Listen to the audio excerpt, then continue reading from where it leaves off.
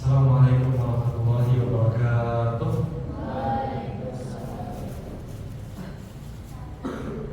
Alhamdulillahirabbil alamin wa bihi nasta'inu ala umuri dunya waddin. Wassalatu wassalamu ala asyrafil anbiya'i wal mursalin nabiyina Muhammadin wa ala alihi wa sahbihi ajma'in. Amma ba'du.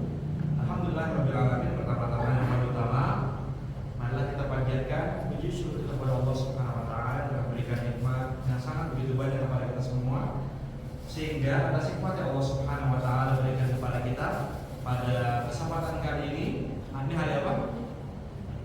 Hari Jumat malam Sabtu tanggal berapa? 22 ya, masuk ke 23. Kita masih bisa berkesempatan untuk berkumpul di masjid ini, Masjid Muhajirin. Jadi mana sebagaimana biasa, insya Allah kita akan bareng-bareng ngaji lagi bersama teman-teman semua di sini. Yang pada hari ini sebagaimana mungkin sudah kita dapatkan pelayannya atau pokok pengajiannya, kita akan menjelaskan tentang masalah fikih berwudu insya Allah. Semoga Allah berikan kepada kita terus ya afiat, amin. Diberikan istiqomahan dalam beribadah kepada Allah, amin. Diberikan semangat yang tinggi untuk bisa ikut mengaji terus setiap malam Sabtunya, amin amin ya rabbal alamin. Kemudian tidak kita lupakan sholawat dari salam tercurahkan kepada Nabi kita, Nabi besar Muhammad sallallahu alaihi wasallam, serta para keluarganya, para sahabatnya, serta para pembesar yang tidak. Oke, sebagaimana biasa, mungkin sebelum kita mulai pengajian, kembali kita akan belajar dulu membaca Al-Quran ya, membaca Al-Quran. Silakan yang bawa Quran untuk buka untuk buka mushaf Al-Qurannya. Pada bawa. A'udzu billahi minasyaitonir rajim. Bismillahirrahmanirrahim. Qul a'udzu birabbin nas, malikin nas, ilahin nas, min syarril waswasil khannas, alladzi yuwaswisu fi sudurin nas, minal jinnati wan nas. Ya, sudah kita baca tadi atas. Nah sekarang insyaallah ta'ala materi yang kita angkat itu berkaitan dengan tata cara kita untuk berwudu. Ya silakan kita buka buku tulisnya. Silakan keluarkan buku tulisnya. Kita akan belajar bareng-bareng untuk berwudunya. Tentang berwudu ya, tentang berwudu, dan kita harus tahu bagaimana cara berwudu yang baik, yang benar. Karena memang wudu ini adalah termasuk sebagai syaratnya sholat. Nah sebelum kita belajar tentang berwudu itu, ya kita akan belajar dulu tentang keutamaan berwudu.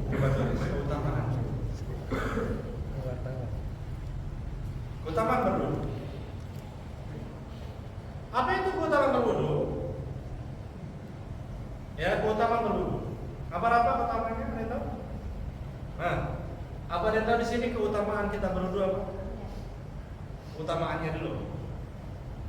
Yang pertama adalah, tadi benar sekali. Ya, yang pertama adalah, kita tulis dulu adalah yang lebih utama. Berwudu ini adalah sebagai hal yang mendatangkan cinta Allah. Tulis.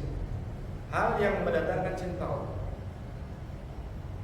Karena Allah Subhanahu wa taala firmankan, "Innallaha yuhibbut tawwabina wa yuhibbul mutatahhirin." Dalam surah Al-Baqarah ayat 222, sesungguhnya Allah itu mencintai orang-orang yang senantiasa bertaubat dan senantiasa bersuci atau berwudu. Jadi di antaranya adalah kalau kita ingin dicintai oleh Allah Subhanahu wa taala, kita ngapain? Berwudu. Tapi jangan habis wudu langsung lari, jangan. Tapi habis wudu ngapain? Sholat tentunya ya. Kenapa kita harus berwudu? Harus tahu hikmahnya, kelebihannya. Jadi semakin kita itu banyak wudunya, semakin kita dicintai oleh Allah Subhanahu wa taala. Yang pertama. Yang keduanya adalah untuk pengampunan dosa. Untuk pengampunan dosa. Kalau kita wudunya dengan wudu yang benar, maka Seiring dengan air yang turunnya dari basuhan wudhu itu, dengan itu kita akan diampuni dosanya oleh Allah Subhanahu wa Ta'ala. Allah akan ampuni kita. Ya. Jadi wudhunya itu harus yang benar. Kalau nggak benar, maka nggak lagi jadi pengampunan dosa, tapi malah berdosa. Karena terkadang kita wudhunya suka bercanda. Jadi kenapa? Karena memang tatkala kita berwudu, yang kedua tadi apa? Allah akan ampuni dosa kita. Karena Nabi Shallallahu Alaihi Wasallam itu sampaikan tentang orang yang mandi. Di belakang rumahnya itu ada air terjun, mandi setiap hari 5 kali. Kira-kira bersih apa enggak? Nah, mandinya berapa kali kalian? Sekali dong? Hah? 2 kali. 2 kali seminggu? 2 kali selama sehari. 2 hari sehari aja itu bersih ya. Nah, Nabi mengatakan orang yang mandinya pakai showernya bukannya air biasa lagi, tapi apa? Air terjun. Mulai langsung turun airnya, itu kira-kira bersih apa enggak tuh orang? Bersih. Sehari 5 kali. Demikian pula kalau kita lagi wudu. Jadi maksudnya apa bersihnya? Bersih dari dosa. Dosa banyak nih, ya. Dosa banyak di tangan. Kadang-kadang scroll TikTok yang joget-joget begitu, ya saya begitu. Atau main game yang gak ada pintunya, habisin jam, ya. Atau yang ketiga adalah akan dapat keistimewaan kelak nanti di akhirat. Kenapa? Karena ternyata ada sahabat Nabi Shallallahu Alaihi Wasallam. Di sini siapa yang tahu? Muadzinnya Nabi, orang yang suka ada di zaman Nabi itu siapa namanya? Bilal bin Rabah. Oh ya, dia berasal dari mana tahu? Dari Ethiopia. Oh Ethiopia itu di mana? Nggak tahu. Di Afrika. Ya di Afrika. Ya itu dia dulunya adalah budak. Tapi kemudian dia menjadi muadzinnya Nabi Sallallahu Alaihi Wasallam. Suaranya mantap, ya suaranya mantap, lantang dan lain sebagainya. Tapi kemudian Nabi Sallallahu Alaihi Wasallam pernah mendengar di surga ada suara apa? Sendal, plak sendal, ya. Sendal lagi jalan di surga. Dan ternyata sendal itu adalah punya siapa? Punya Bilal bin Rabah. Ditanyakan kepada Bilal bin Rabah ini, kenapa itu bisa sendal itu bisa masuk ke surga tuh? Ternyata apa? Disebabkan apa dia? Berwudu. Katanya ininya berwudu sekarang. Disebabkan apa? Berwudu. Ternyata wudu pun bisa masuk ke dalam surga Allah Subhanahu wa Ta'ala. Menjaga wudunya. Pas kita batal, kita wudu, ya. Kemudian batal lagi kita wudu. Nah ini. Bahkan Nabi Sallallahu Alaihi Wasallam itu mengatakan asbigil wudu, atau kita itu sempurnakan wudu. Karena apa? Karena kelak nanti di akhirat manusia itu akan datang gurran muhajjalin min athar wudu, akan bercahaya disebabkan dia berwudu. Tangannya bercahaya, kemudian wajahnya pun bercahaya dan lain sebagainya. Disebabkan apa? Menjaga wudunya yang baik dan benar. Jadi akan nanti ada keistimewaan, nanti di akhirat nanti akan bercahaya. Itu dia. Ya. Oke. Yang keempat, akan didoakan oleh para malaikat. Ya sebagaimana kalau sebelum wudu itu orang yang dia itu wudu, maka dia akan didoakan oleh para malaikat. Baik ya. Yang kelima adalah untuk mengangkat hadas. Hadas itu ada 2 ya, hadas kecil sama hadas besar. Kalau hadas kecil contohnya apa? Buang air kecil. Buang air besar BAB. Itu pun tentu sebagai hadas kecil. Jadi kalau kita itu habis kencing mau sholat, langsung sholatnya sama enggak?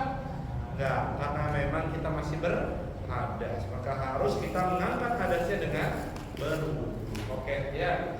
Nah, kebanyakan istimewanya ini maka kita harus untuk berwudu sesuai dengan sunnah Nabi Sallallahu Alaihi Wasallam. Karena Nabi beliau itu sudah menyontohin kita semuanya. Nabi mengatakan sallu kama ra'aitumuni usolli, salatlah kalian sebagaimana aku salat, maka jangan sampai salah. Karena orang yang dia wudunya salah, salatnya sah apa enggak? Enggak sah. Salatnya enggak sah karena wudunya itu salah. Oke. Sekarang kita belajar cara wudu. Saudara Nabi sallallahu alaihi wasallam. Nomor 1, tulis. Cara berwudu ya, cara berwudu. Wudu itu harus niat. Kalau niatnya, kalau enggak niat, maka wudunya sah atau enggak? Enggak sah. Emang ada orang wudu enggak niat? Ada. Ya, bisa contoh. Ya, si Afan mau wudu dia. Ya, Afan tuh pengen wudu tapi dia nggak bisa. Bilang ke abangnya, ya Juno, kakak, tolong dong ajarin saya buat wudu. Oke deh, diajarin. Ya, kemudian masuk ke waktu zuhur misalkan. Waktu masuk zuhur ternyata kemudian junub itu dia wudu buat ngajarin siapa? Apakah junub boleh langsung sholat zuhur dengan wudu itu boleh atau enggak? Enggak boleh. Karena niatnya junub pada saat itu apa? Buat ngajarin si Afan, bukan untuk berwudu. Jadi harus kita niat. Ya, karena orang yang dia itu tidak niat wudunya, maka wudunya enggak sah. Karena Nabi mengatakan innamal a'malu binniyat, sesungguhnya segala perbuatan tergantung dengan niat. Oke, itu yang pertama adalah kita berniat. Niat itu harus diucapin nggak? Dalam hati bisa. Ya, jadi nggak perlu diucapin. Nawaitu, apalagi nawaitu doa birofil hadati al-asghari fardolillahi ta'ala. Oke, kalau hafal, kalau nggak hafal gimana? Nggak jadi wudu tuh. Karena niat dalam hati ini sudah cukup ya. Kita niat dalam hati mau sholat kita wudu insya Allah sudah cukup. Oke, itu yang pertama adalah harus niat. Yang kedua, akhir. Yang kedua adalah baca bismillah. Baca bismillah. Ini cara kita berwudu yang kedua adalah harus baca bismillah. Walaupun hukumnya adalah sunnah, nggak wajib, nggak termasuk sebagai rukun. Ya wudu artinya kalau orang nggak baca bismillah pun nggak batal wudunya, ya. Tapi dia dianjurkan banget untuk baca bismillah. Kenapa? Karena emang bismillah itu Nabi mengatakan la wudu'a illa bismillah, tidak ada wudu kecuali baca bismillah. Tapi kalau kita di sini wudunya boleh baca bismillah, baca bismillah kalian di sini wudu tadi, baca bismillah. Tapi ada tempat-tempat yang kita nggak boleh baca bismillah di situ Mas Gunung. Di mana ya tahu? Di kamar mandi. Di kamar mandi nggak boleh baca bismillah. Nggak boleh menyebut nama Allah Subhanahu Wa Taala sama sekali di kamar mandi. Ada suka begitu? Ada yang mandi, kayu jatuh. Astagfirullah, ada yang suka begitu? Boleh nggak gitu kita astagfirullah di dalam kamar mandi? Nggak boleh. Baca bismillah boleh? Nggak boleh. Nah kalau kita mau wudu, baca bismillah, bacanya kapan? Pas kita di luar kamar mandi, bismillah, kemudian kita baru masuk. Dan kalau kita nggak baca bismillah, wudunya sah apa enggak? Nah, angkat tangan yang mengatakan orang yang nggak baca bismillah, wudunya nggak sah, angkat tangan. Eva? Ya, siapa yang mengatakan wudu baca bismillah, wudu nggak baca bismillah, wudunya sama. Atau yang nggak paham katakan. Ya. Nah, wudu dengan nggak baca bismillah itu sah atau enggak? Sah, insya Allah nggak apa-apa ya. Tapi lebih bagus kita baca bismillah. Itu dia ya. Itu cara yang kedua. Tatkala kita berwudu adalah kita baca bismillah. Oke. Yang ketiga. Nomor 3 adalah kita ngapain? Mencuci tangan dia kan. Ya, mencuci tangan sampai pergelangan. Segini aja cukup. Apa sih namanya? Pergelangan kan? Jadi seperti ini ya. Kita mencuci tangan sebanyak 3 kali. Mencuci tangan sampai pergelangan sebanyak 3 kali. Jadi seperti ini, ya. Jadi ketika ini air, kemudian kita seperti ini. Nah, ya, kemudian di sela-sela berapa kali tadi? 3 kali. Sekali sah? Sah, boleh. 2 kali boleh? Boleh. 3 kali boleh? 4 kali boleh? Tidak boleh. Tidak 3 enggak boleh. Karena ini sudah menyelisihi sunnah Nabi SAW. Jadi monggo, mau 1 boleh, mau 2 boleh, mau 3 boleh. 4 adalah apa? Berkumur-kumur. Dan apa? Berkumur-kumur atau tamadmun sebanyak 3 kali. berkumur-kumur sebanyak 3 kali. Masukkan air ke dalam mulut, kemudian diputar-putar sedikit, kemudian kita lantas untuk membuangnya. Bisa? Bisa lah. Berapa kali? 3. Oke, lanjut. Nomor berapa ya? Nah, nomor 5. Nah, nomor 5 adalah kita melakukan namanya istinsyaq. Tulis. Istinsyaq pakai ki. Istinsyaq. Yaitu apa dalam dapur? Istinsyaq, dapur atau dapur? Dalam kurung menghirup air, memasukkan air ke dalam hidung. Istinsyaq. Gimana caranya? Airnya ditaruh di pergelangan tangan, kemudian dihirup sampai pusing mata. Kemudian ya setelah itu tulis ya. Dan istinthar.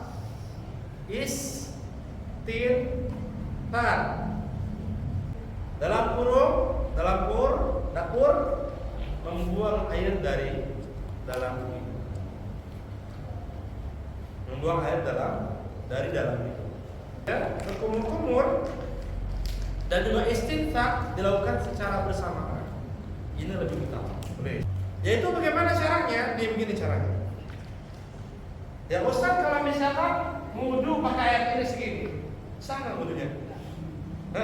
Sah nggak? Kenapa nggak sah? Fadil, tahu? Nah, saya tahu kenapa nggak sah? Tahu? Kenapa? Air segini, Nabi SAW itu pernah wudu sebanyak air segini. Ini boleh kita wudu air segini? Boleh aja. Yang penting apa? Yang penting cukup. Yang keduanya jangan langsung dicelupin, masukin air ke dalam situ, bukan, tapi dituang sedikit-sedikit. Boleh ya, kita berwudu dengan. Nah kemudian tadi istinsyaq sama tamadmud atau berkumur itu bagusnya digabungin. Contohnya gimana ya? Begini ya. Kalian ambil airnya dibuka kerannya, saya ya, lihat nih, saya ada praktek. Buka, kemudian airnya, kemudian ditampung di telapak tangan. Kemudian bagaimana? Kemudian masukkan air tersebut ke dalam mulut kita sambil dihirup. Bisa? Ya. Setelah itu buang air yang ada dalam hidung. Kemudian langsung buang air yang dalam mulut. Lanjut. Nomor berapa sekarang? Nomor 7 ya. Yang nomor 7 adalah mencuci muka. Mencuci itu harus dicuci. Maksudnya apa? Ada gerakan tangan kita di muka ini. Harus itu. Ya, harus ada gerakan di muka. Dan muka itu batasannya dari mana? Dari tempat tumbuhnya rambut di sini, di atas jidat nih ya, sampai tempat tumbuhnya jenggot. Atau pertemuan dua rahang. Tahu nih pertemuan rahangnya? Nah, ini dia di sini nih. Jadi bukan di apa namanya itu? Dagu. Bukan dagu, di bawah dagu di sini. Dari sini sampai sini. Ini harus basah. Jadi kalian ambil air, nah kemudian kalian cuci ya. Kemudian ini sampai basah semuanya. Maka dan jenggotnya itu ya 1,5 meter gini. Nah, ya itu harus basah, ya harus basah dan harus di sela-sela. Jadi bukan begini, ambil keran air begini, bukan. Ya, tapi apa? Dicuci semuanya. Bisa? Coba sampai. Nomor 8, mencuci tangan sampai ke siku, wajib ke siku ya. Mencuci tangan sampai ke siku, mencuci tangan kanan sampai ke siku. Sebanyak daerah. Nah, tadi Pak Ustadz ngomong mencuci. Ingat ya, ada perbedaan mencuci sama mengusap. Kalau mencuci harus ada gerakan cucinya. Dan kanan terlebih dahulu sampai apa tadi? Sampai siku. Jadi nggak boleh duduk kayak gini. Dibuka airnya, begini. 1, 2, 3, 4. Kita ada kayak gitu, nggak boleh. Ya, atau kan dulu 1, 2, 3, nggak boleh. Tapi harus apa? Ada gerakan mencucinya. Buka kerannya kemudian seperti ini. 1, 2, 3, bisa. Nomor 9, mengusap. Ini mengusap berarti. Mengusap kepala dan telinga 1 kali. Cara seperti ini. Pertama kalian buka dulu kerannya, ya. Kemudian kalian ambil air sedikit, kemudian kalian tutup lagi. Kemudian bagaimana? Ini air yang tangan kita yang basah dimasukkan ke dalam kepala kita dalam mulut. Ini sampai ke belakang. Kemudian dia maju, kemudian dia masukkan ke, udah maju begini nih. Nah, kemudian masukkan ini apa namanya?